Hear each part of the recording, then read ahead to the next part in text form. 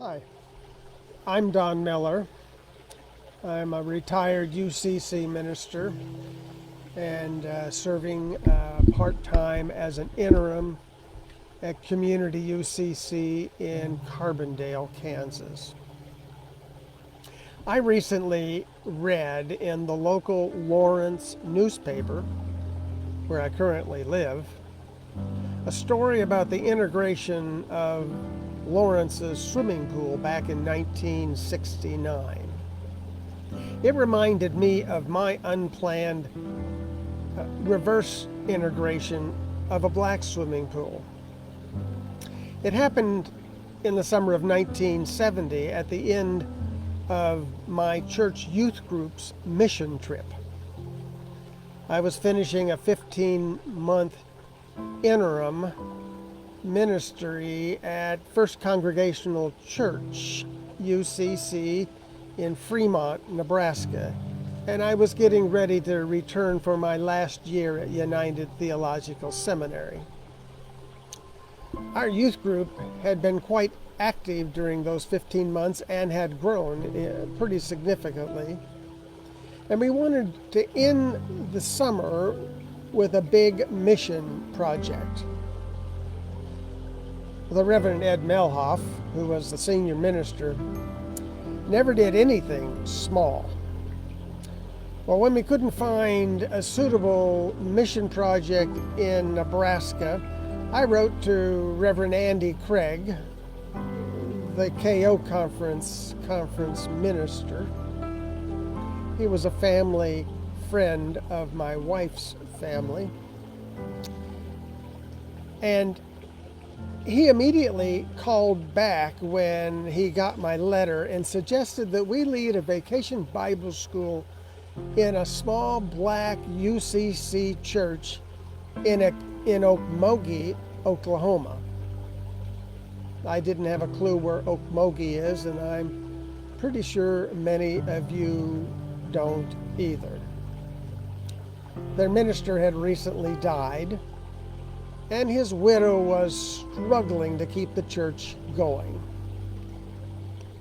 In retrospect, I should have done more research and more planning.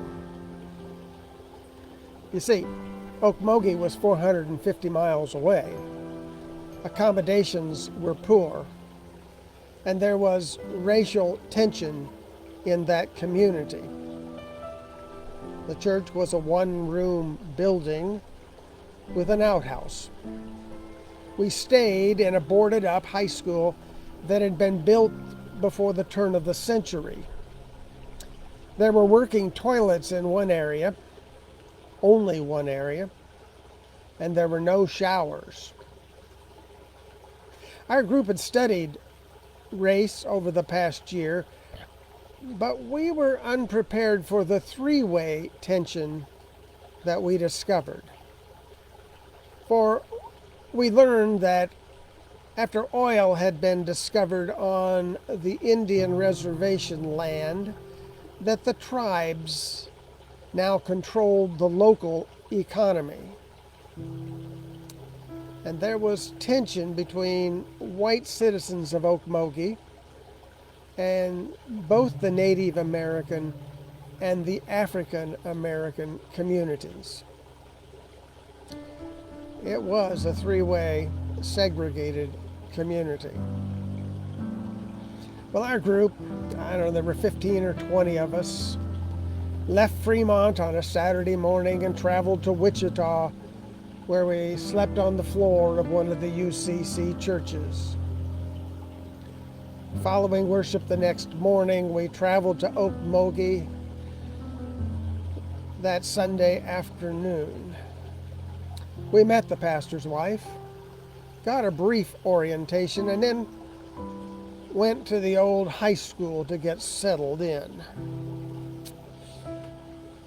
The building was horrible, and we had to clear out a couple of rooms before we could pack. Our plan for the week was evening study, morning vacation Bible school classes, and afternoon repair projects. So we spent each evening working out our plan for the next day's Bible school. About 20 kids showed up the first day, but it nearly doubled the next day, and even more came the third day as word spread throughout the community. I don't know, we ended up with 40 or 50 kids before we were done. Far more than we had planned for, and far more than we could really manage. The afternoon repairs involved things like rebuilding the front steps, scraping and painting some of the outside of the building, closing a hole in the middle of the center aisle. The Vacation Bible School kids would come back after lunch, hang around in the afternoons, watching us work, and so we would take regular breaks to play games with them.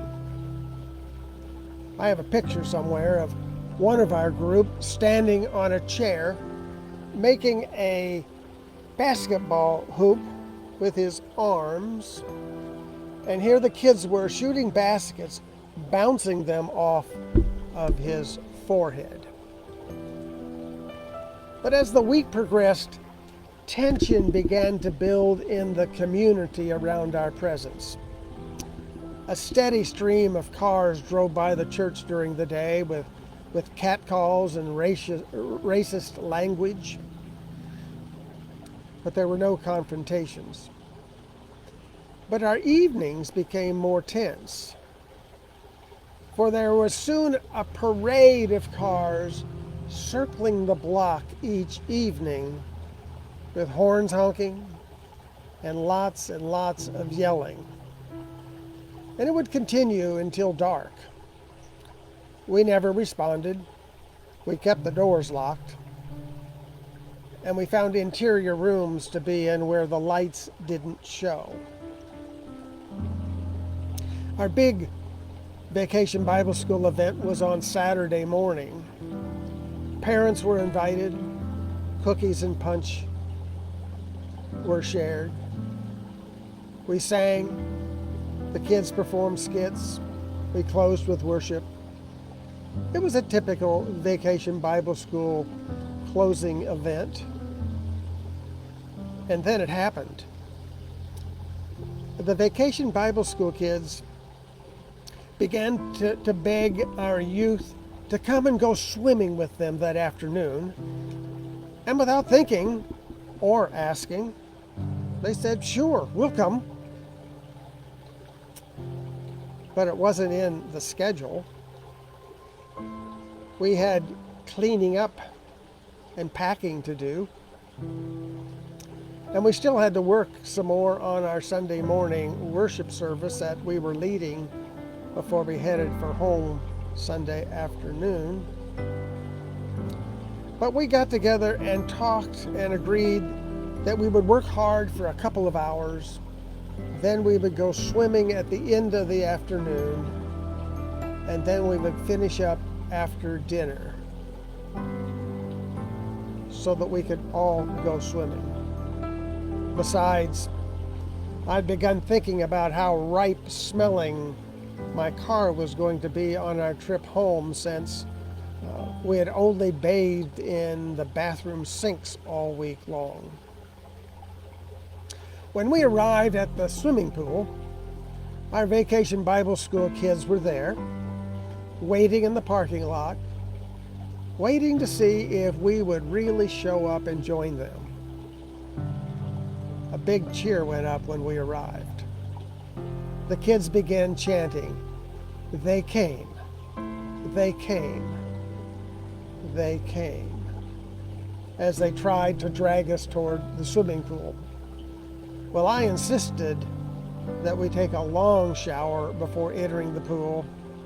And when we finally came out, the kids were right there at the door, waiting to take our hands and lead us to the pool. But more significantly, the chain link fence surrounding this small community pool had become a wall of people from the black neighborhood while we were taking our showers. Parents and kids alike came out to watch.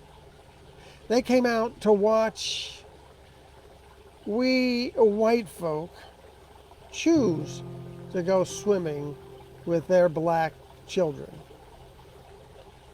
The Vacation Bible School kids were ecstatic that their friends had come, but it was the cheers of those around the fence that I remember, for it was the first time anyone with white skin had ever swam in their swimming pool. They were overjoyed, and they showed it.